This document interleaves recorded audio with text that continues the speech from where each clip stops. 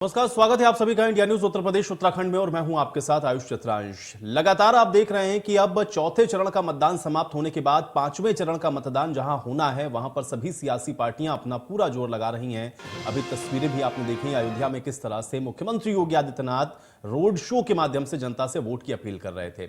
अब इसमें 12 जिले हैं पांचवें चरण में, जहां पर 62 सीटें हैं और इसमें कई सीटें ऐसी भी हैं जो कि आरक्षित वर्ग की हैं। जिले अगर हम बात करें तो अमेठी, प्रतापगढ़, कौशाम्बी, अयोध्या, प्रयागराज, ये तमाम ऐसी सीटें हैं जो कि हॉट सीट के तौर पर देखी जा रही हैं।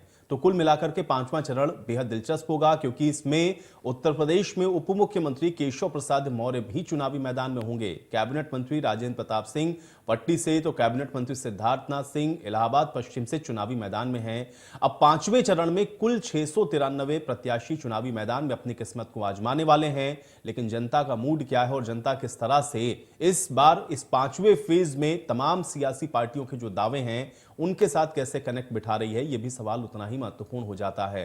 तो अब पांचवें चरण और उसके बाद छठा और सातवां चरण, यानी कि अभी 3 चरण और बाकी हैं। लेकिन जिस तरह के दावे अभी इन पॉलिटिकल पार्टीज की तरफ से किए जा रहे हैं, उनका असर जनता के बीच में क्या हो रहा है, क्योंकि पार्टियों ने अपने अपने दावे तो कर दिए हैं, लेकिन अब पांचवें चरण तक आते आते अब जो जनता है वो किसके साथ जुड़ रही है, आज हम इसी पर चर्चा करते हैं। हमारे साथ 2 मेहमान जुड़े हुए हैं, पहले उनका परिचय आपके साथ करवा देते हैं।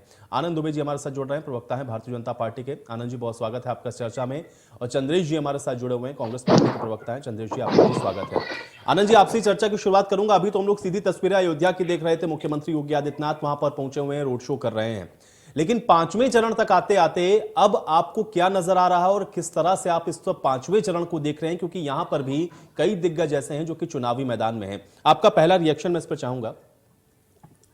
आयुष जी, जब विधानसभा चुनाव की रणभेरी बजी थी और चुनाव आयोग ने तिथियां घोषित की थी, उसी समय से भारतीय जनता पार्टी का प्रत्येक नेतृत्व का व्यक्ति, संगठन का व्यक्ति इस बात को लेकर पूरी तरह आशान्वित रहा है। और हमने बार बार सभी फोरम पर यह बात बताया भी है कि उत्तर प्रदेश की जनता विधानसभा चुनाव से पहले ही अपना मानस भारतीय जनता पार्टी के पक्ष पर बना चुकी है। भारतीय जनता पार्टी ने जिस तरह से उत्तर प्रदेश में 4.5 साल में सुशासन दिया है, लोगों की सेवा की है, उसका आशीर्वाद 5वें वर्ष में जनता के वोट के रूप में भारतीय जनता पार्टी को मिल रहा है। और जो 4 चरण हुए हैं उनमें भी भारतीय जनता पार्टी को व्यापक जनसमर्थन, व्यापक आशीर्वाद वोट के रूप में मिला है। और मैं आपको बताना चाहता हूं कि 5वां चरण ही भारतीय जनता पार्टी को बहुमत से पार करा देगा। चंद्रेश जी, देखिए सबके अपने अपने दावे हैं, क्योंकि अब तो 4 चरण बीत चुके हैं। पांचवें चरण तक आते आते सभी पार्टियां ये कह रही हैं कि देखिए अब तो हम बहुमत के भी करीब पहुंच रहे हैं, कुछ दावे इस तरह से पार्टियों के द्वारा हो रहे हैं। आप इसको किस तरह से देखते हो? पांचवां चरण कांग्रेस पार्टी के लिए कितना महत्वपूर्ण है और इसमें कांग्रेस पार्टी का आकलन आप किस प्रकार से करते हैं? आपका रिएक्शन चाहता हूं मैं इसमें। देखिए, जिन मुद्दों पर भारतीय जनता पार्टी सरकार में आई थी, उन मुद्दों पर आज मुख्यमंत्री जी हो या केशव प्रसाद मौर्य जी हो या प्रधानमंत्री जी हो या कोई भी अन्य मंत्री हो, बात करने से भारतीय जनता पार्टी के नेता कतरा रहे हैं। तो और उजूल बुजूल बयान दे रहे हैं, लगातार उत्तर प्रदेश की राजनीति को सांप्रदायिकता की तरफ मोड़ने की कोशिश कर रहे हैं। लेकिन बहुत अच्छी बात यह है कि उत्तर प्रदेश में जो वोट पड़ रहा है वो सिर्फ मुद्दे पर पड़ रहा है, जिसमें खुला जानवर की समस्या, बेरोजगारी की समस्या, ये एक प्रमुख मुद्दा है। महंगाई भी बहुत बड़ा मुद्दा है। तो मुद्दे पर वोट पड़ रहा है और वोट बहुत साइलेंट तरीके से पड़ रहा है। और पिछले जो 4 चरण के मतदान हुए हैं उससे ये क्लियर हो चुका है कि भारतीय जनता पार्टी इस चुनाव में कहीं नहीं है। बहुत बुरी पराजय का सामना भारतीय जनता पार्टी को करना है। इनके नेता अपने मानसिक जो है वो रूप से तनावग्रस्त हैं और मानसिक दिवालियापन के शिकार हो चुके हैं। आनंद जी, जवाब दीजिए। देखिए, अब तो चुनाव उस चरण में पहुंच चुका है जहां से अपने चरण उठाकर राहुल गांधी जी भाग गए अमेठी। और कांग्रेस पार्टी की स्थिति ये हो चुकी है कि मुझे लगता है कि इस बार के चुनाव में कहीं ये शून्य पर न पहुंच जाए। तो देखिए, इसमें इनका दोष भी नहीं। कांग्रेस पार्टी वैसे भी सिर्फ मौजूदगी दर्ज कराने की ही लड़ाई लड़ रही। कांग्रेस पार्टी को अच्छी तरह से पता है कि उसकी सीटें उत्तर प्रदेश में नहीं आती। अब मैं बात करूंगा, इन्होंने कहा बेरोजगारी की बात, शायद इनको पता नहीं होगा CMIE का एक डेटा है जिसमें पूरे देश में बेरोजगारी दर में सबसे ऊपर अगर कोई प्रदेश है तो इनके शासित राजस्थान है, जहां बेरोजगारी दर 20.8% है। आज उत्तर प्रदेश में बेरोजगारी दर 4.2% है, जो कभी अखिलेश यादव जी के शासनकाल में 17.1% होती थी। 10 साल में जितनी नौकरियां समाजवादी पार्टी और बहुजन समाज पार्टी की सरकारें मिलकर नहीं दे पाई, 2,05,000 समाजवादी पार्टी, 95,000 बहुजन समाज पार्टी, और भारतीय जनता पार्टी ने 4.25 लाख, यानी कि करीब करीब 1.5 गुना ज्यादा नौकरी भारतीय जनता पार्टी की सरकार ने उत्तर प्रदेश में देने का काम किया है। सरकारी नौकरी, संविदा की बात अलग है, प्राइवेट रोजगार की बात अलग है। इसके अलावा उत्तर प्रदेश में हमने जिस तरह से एक्सप्रेसवे बनाने का काम किया, इनसे पूछिए कि राजस्थान में कितना एक्सप्रेसवे बनाया है, पंजाब में कितना एक्सप्रेसवे बनाया, या जहां जहां इनकी सरकारें हैं कितना एक्सप्रेसवे इन्होंने बनाया। आज उत्तर प्रदेश में 5 एक्सप्रेसवे पर काम चल रहा है।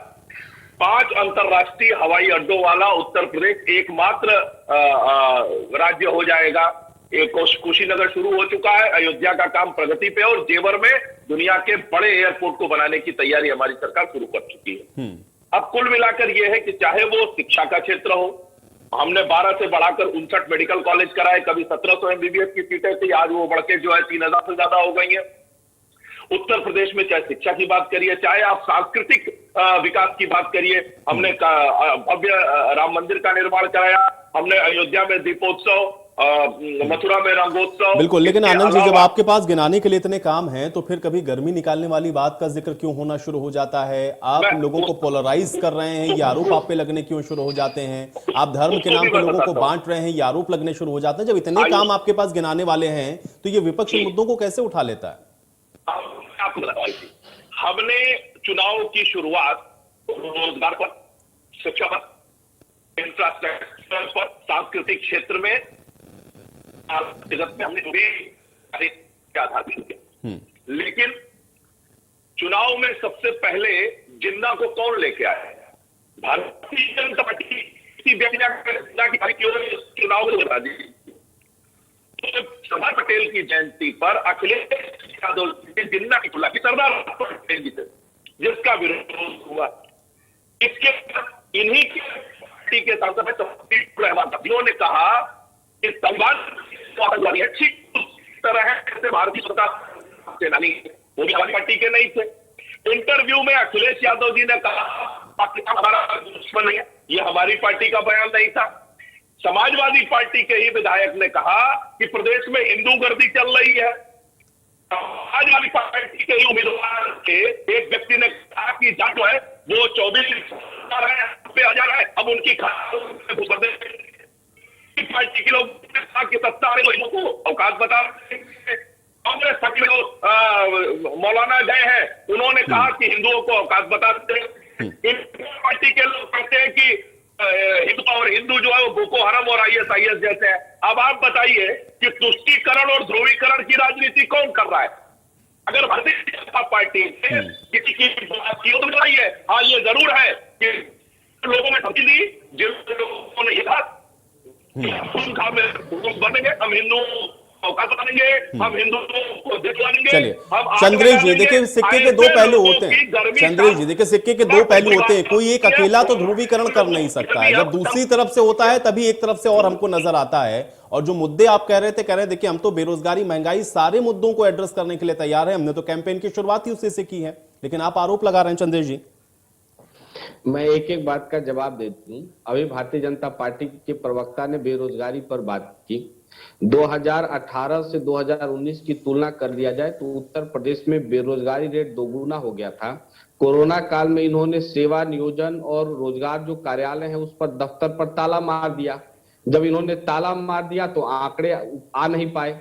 अब इन्होंने कहा कि इन्होंने रोजगार दिया। उत्तर प्रदेश में इन्होंने कितनी फैक्ट्रियां लगाई? GST की मार के कारण जो हथकरघा उद्योग थे, घरेलू उद्योग थे, वो बर्बाद हो गए। चाहे वो भदोही का कालीन उद्योग हो, बनारस का साड़ी उद्योग हो, अलीगढ़ का ताला उद्योग हो, कानपुर आगरा का चमड़ा उद्योग हो, ये तो बर्बाद हो गए। रोजगार मिला कहाँ? बनारस से प्रधानमंत्री जी आते हैं, गोरखपुर से मुख्यमंत्री जी, बीच की दूरी 250 किलोमीटर है। इन 250 किलोमीटर के बीच में इन्होंने कितनी बड़ी फैक्ट्रियां लगाई? एक भी नहीं। सुनबट्टा भेल्डी, तो रोजगार इन्होंने दिया कहां? असल में क्या है ना कि झूठ बोलने की आदत पड़ गई है। दूसरी सबसे बड़ी बात कि 5 साल में इन्होंने काम चलिए किए। चंदेश जी, मैं आपको रोकूंगा, लेकिन